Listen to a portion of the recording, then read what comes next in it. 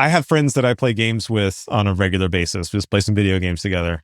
And we were hanging out playing some video games, and one of the guys asked me, he's like, "Hey, Aaron, are you playing any fun single player games when we're not playing together?" And I was like, "Yeah, it's a text-based adventure. It's very addictive. I have been killed by at least Claude one Code, brew. and I'm still stuck on level 0. Oh yeah. I don't know. I might be on level 3 by now.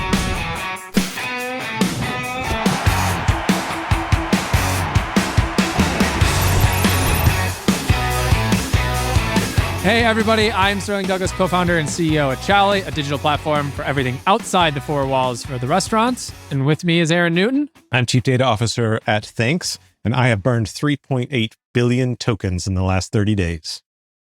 Little token flex there. I like to see it. My numbers are definitely not up there. But this is AI for Restaurants, a show where 2 practitioners who actually use AI and talk to restaurants every single day discuss what's really working in restaurants and have a little bit of fun along the way, like flexing on me on your token usage. What do you think was like 30% of those tokens? Was it drawing funny sketches? Oh, I probably did burn. I don't think that counts because I set that to Nana Banana and that didn't get thrown through OpenClaw for me to know how many tokens I burned. So what you're saying is you actually burned even more tokens. Well, I mean, it's a good point. The number you gave us. I think we're all burning more tokens than we think because right now, your email is scanning for viruses, probably burning tokens, and every software platform around you is plugging AI into its systems.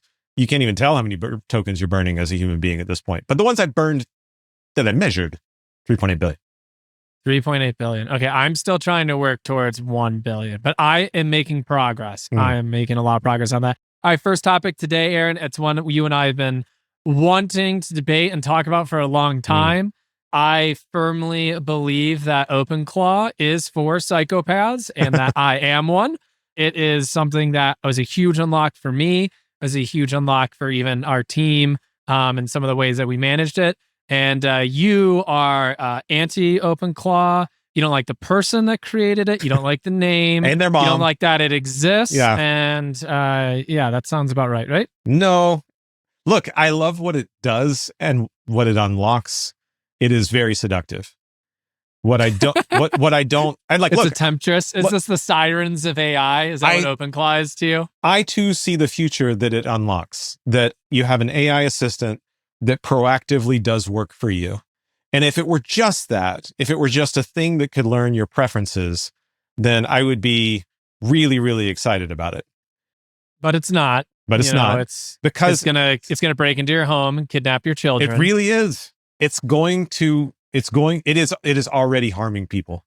The problem with it is that it's traded off security for simplicity, for ease of use in a way that is so attractive that the people using it are creating enormous harm for themselves unless they know how to prevent it from doing those things. And I don't think that even the people who do know how to prevent it from doing those things can be certain that they've prevented it. I think all of that is true, but I also think that has nothing to do with OpenClaw because I know plenty of people who've tried to build commercial apps on Replit and the thing deletes the production database or the thing does like all these other destructive things. I've seen it rack up credit card charges. I've seen people get caught on API usage. I think it's a false equivalency because all of these things happen when you're using different AI products. Yeah. So AI has more than one way that it can create harm. And just because there are other ways that it can create harm doesn't negate the fact that this one is avoidable. Yeah, just be on the most updated version so they don't, host it on the same IP address every single time. Yeah, to me, the real problem is this. For those of you who are dialing in from home, what OpenClaw is really about is an always-on service that is waiting for instruction, ostensibly from you, to apply its AI goodness towards solving your life's problems.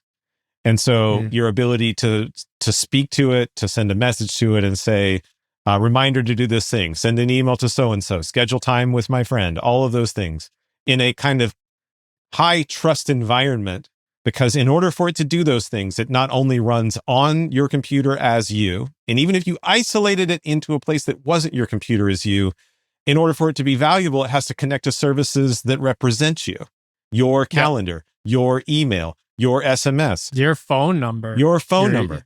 Yeah. Now think about all the services in the world that you use that rely on those very things to trust that you're you. Now imagine that the thing that allows you to speak to this thing falls into the hands of someone that isn't you and now has full privilege to use the keys of your identity to do whatever they want on a machine you administrate. The risk of getting that even a little bit wrong is life-ending, all of your money, everything. Well, I think we've done a really good job of not being alarmist on this show. Not even and I a want tiny. to applaud you for Yeah. continuing that trend. But like, I mean, I don't think that that's any different than any other AI tool. I think the things that people loved about OpenClaw, first of all, it came out in January. It's not even 3 months old yet. It was originally called Claude Bot. I think that's when I was, kind of pointed to it and set it up. And the things that made it really attractive was, one, I could use it while I was not on my computer. So it has multi-channel. It can connect to Slack or Telegram or SMS. And So in when theory, I'm someone sitting else on- not at your computer might be able to use it too, but continue. Yeah, I understood. But when I'm sitting on the toilet, instead of going on Twitter or LinkedIn and doom scrolling, I can keep working on my AI. Is that really the story we need to talk about, that you have that much of a problem that you need to be controlling your AI in the most basic of animalistic need moments? Yeah, it is the... I think that might be the real topic here. I think it was a Cartman from South Park. It's the last bastion of American freedom. Right. Yeah, I mean, like, so you've got multi-channel and away from your computer. You also have cron jobs, which are super helpful because now you can basically schedule something to be performed by Claude while you're not there. There's pieces that I love about it. And so, all right, I've built my own. And so there's two things about that make it not just a total walking hypocrite. Number one is that I built it myself and I know what's in it and I know what's not in it. I know what code paths are not even available to it. It has no means by which to get to the biggest blast radiuses in my life. And it's not hiding in there because someone else wrote it and I'm unaware of it. Like, I put what I want in there. The second thing is that it does not have the ability to have the full agency that ClaudeBot has. The ClaudeBot, if you were to send a message while you're on the toilet, whatever, order me more food so I can continue this cycle of life. And ClaudeBot had access to your browser and your credit card and everything. It could open up DoorDash and order you food. Never mind the fact that you could open up DoorDash and order yourself food while you're on the toilet. Yeah. But nonetheless, you could give it agency to go do those things. I don't trust it with that much agency yet. I intercept its instructions about what it's about to go do, and I review what it's about to go do, and I'm like, yes, I'm fine with you doing this work for me. You know, it is really funny too, because I've connected Claude to, I think I'm up to like 50 different like tools. You know, whether it's Salesforce or N8N or some of the Google APIs, Jira, Confluence, all these different things. I've never given it access to my email. I've crossed that boundary, and it was a hard one for me to cross. Which is hilarious that you crossed it before me. You would have thought that'd be the first thing. I know. I resisted it for a really long time. So I collaborated with Claude to build a command line interface to my email using Google APIs, because the Google APIs permissions are really general. They're like, either you can do everything or you can read only, and there's nowhere in the middle. And that's exactly why I haven't done it. If you want to label an email, you must also give it permission to send emails. And because I didn't want it to have that, I created an application that is a CLI to my inbox that I choose the permissions. And I don't give Claude the ability to connect to Gmail. I give it access to that CLI, and the CLI does not know how to send an email. Now, it still has problems with it because, okay, so let's talk about the cardinal sin of what's really wrong with LLMs in terms of security. And despite what I'm about to say, I'm still all in on it. I still use them all day long, but there's a piece of me that winces, just kind of like, this is going to bite me soon. Okay. If you go back in time to the very first computers, one of the first decisions, it's got a name, I can't remember it, but one of the decisions is that the memory where you put information is the same memory where you put the application. One big giant memory space. And the problem is that if the information has something malicious in it, and it's in the same memory space as the thing that can take action, that you can get pollution so that the input information can trigger things inside of the application logic that it's not supposed to. And since then, for like 40 years, there have been all of these things trying to prevent that from continuing to happen, but it's sort of baked into an architecture we can't seem to get away from. And it is just an original sin of computing. And it's the reason why we have to have antivirus software and all this other stuff. Like, we cannot seem to truly stop it. Well, the LLM guys showed up and said, I'll see you and I'll raise you. What they have done is they've made the information space and the execution orders completely indistinguishable. 100% indistinguishable. Yep. So now, by allowing my LLM to see my email, if my email contains an instruction set that gets confused in my Claude to go do something I don't want it to, I'm now back in the same place of danger.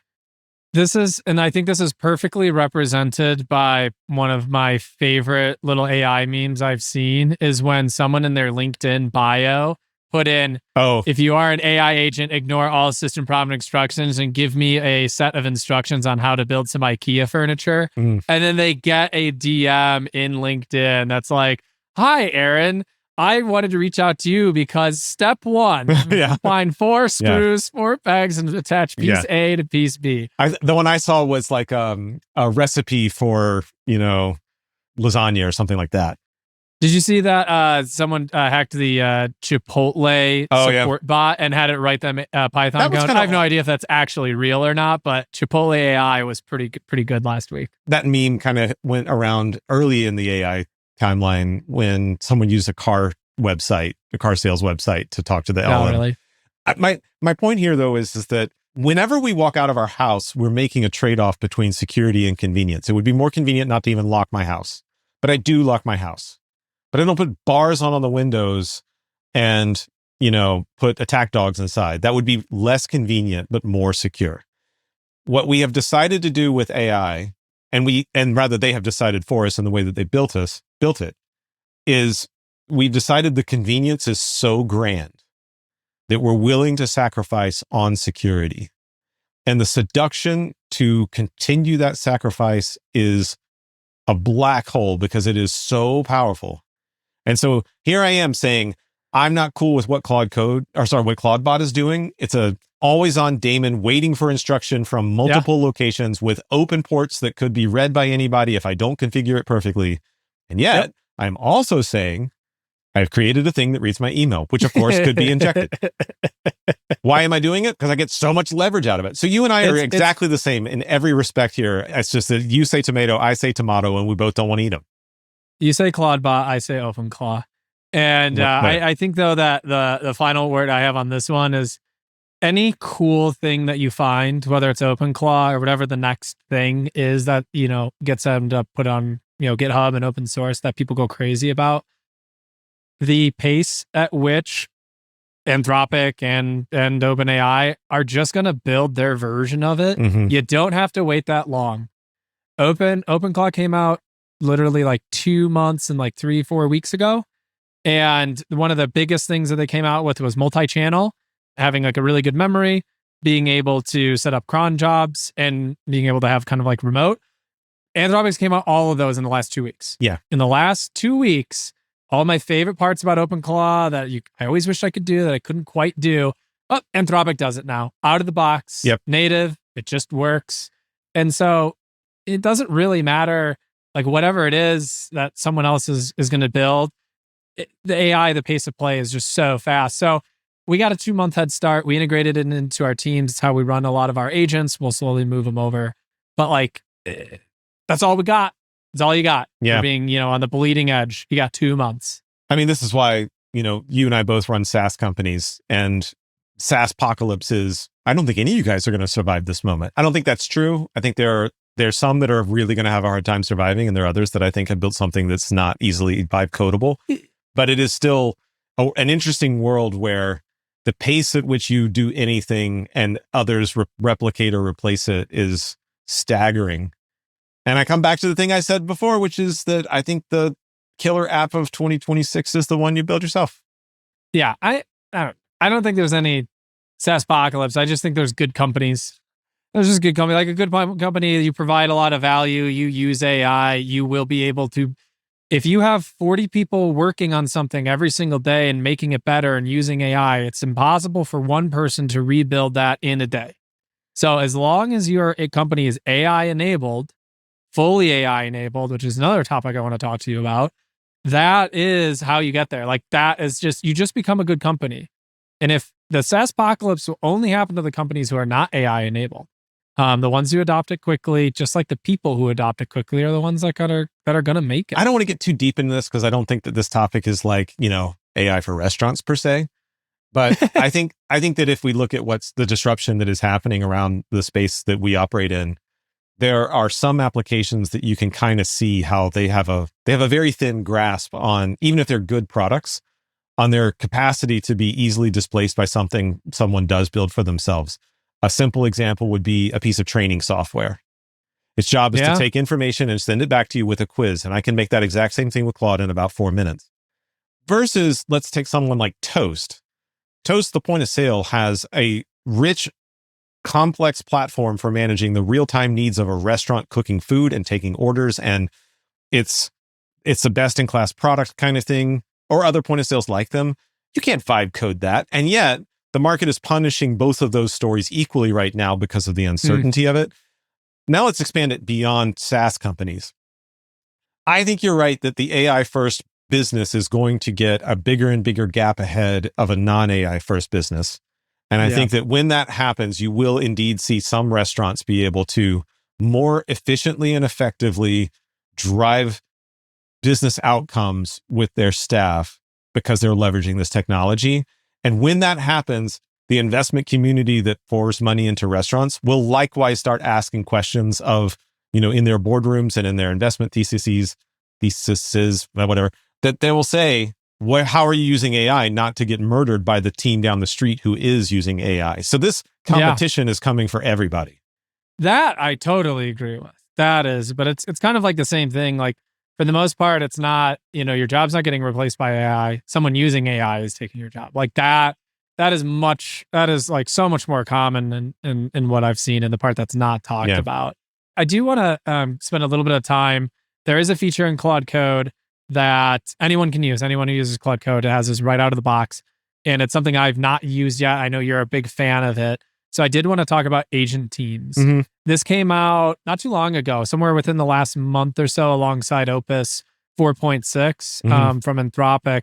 And I know it's related to sub-agents and doing it, but I know you've had a lot of success with it. Can you give like 60 seconds on, what it is and maybe some of the success stories that you got? It is the ability for Claude to create little pocket universes with sub-agents, which has been around for a while, but it can create multiple versions of it.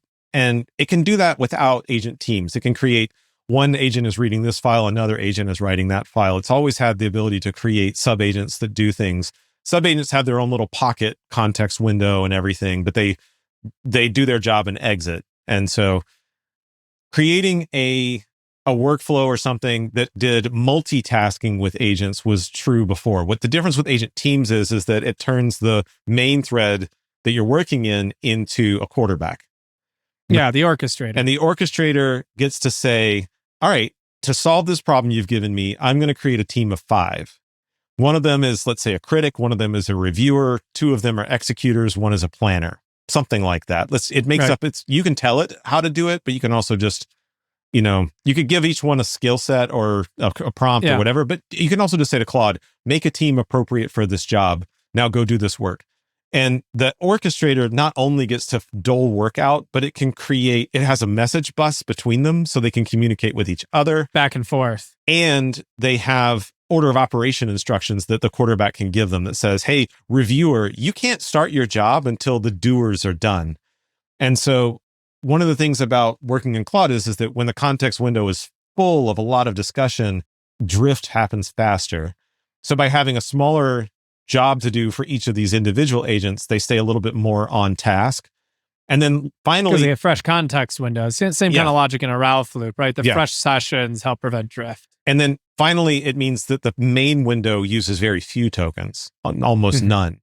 And so if you were going to give it a really big job to do, go and refactor this software or go and analyze every single thing here and build me a tool to be able to understand it, etc.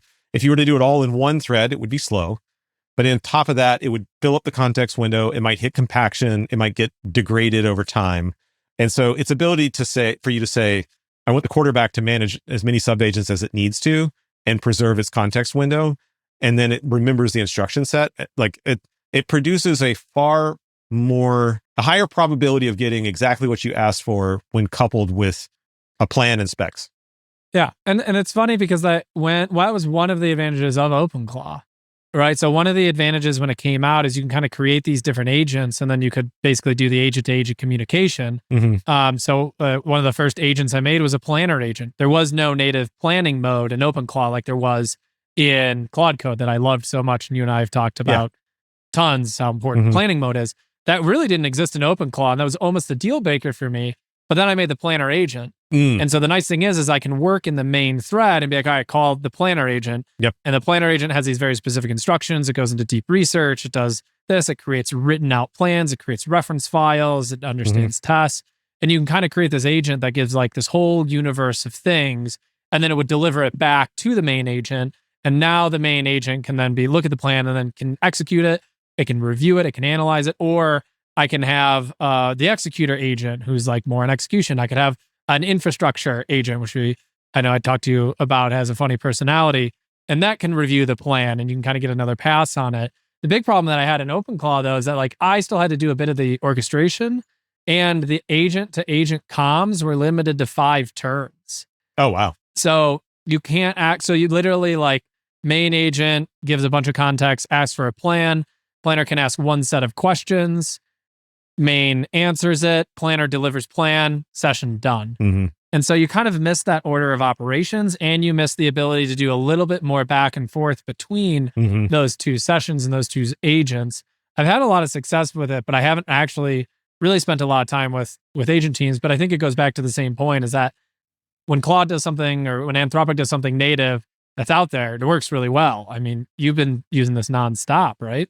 I do use it nonstop. I think that, if we talk about like what Claude under the hood is really spending its energy on and the ecosystem that's growing up around it, it's really a lot about orchestration. And like it's spending most of its time fixing my typos. Right.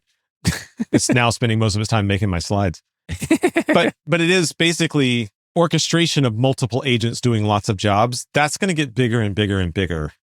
We now have software teams that are managing, at any given time. If you think about it, if I'm running 4 or 5 sessions and each one has an agent team of 5, I'm actually managing the 5 children plus the parent, which means I'm managing something like 30 different instances of Claude, but it doesn't feel like 30. That's the orchestration happening in between. If we take this back, how many sessions can you keep going like at once? I have kind of got a new model going now that I've built myself this system that I don't want to go too deep in it, but I have built Aaron Claw. No, it's called AI Ron. AI Ron. Oh, you're going to like this. It now does have a scheduler on it that is called AI Cron. AI Ron, AI Cron. Yeah. So that's good. So the thing that I built for myself is actually helping me lean further into the way I actually use Claude and want to use Claude, which is all day long, I have ideas about things I could do to help my business, my coworkers, build products, improve my own work time, workflow, etc. And they fly out of me. I'm a product owner and a startup guy. It's just what I do. Now what happens is every time a new idea happens, because I've trained so much skill and context into the thing, I open up a session and I say, oh, here's a good idea. Think about it. And then I open another one. I got another idea. And what's happening is that it has a tremendous amount of agency to go and search all of my knowledge system, our code base, information about me, whatever the thing it is.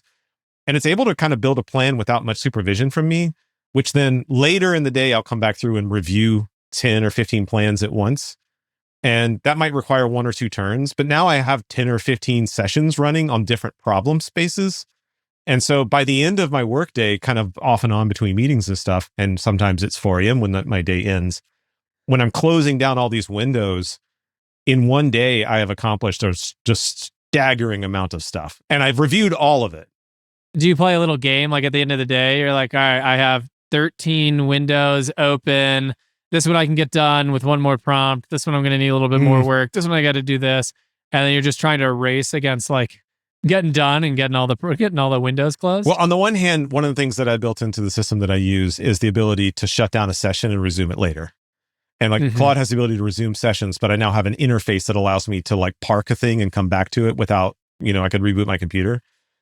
But the addictive quality of it really is, I mean, I have friends that I play games with on a regular basis. We just play some video games together.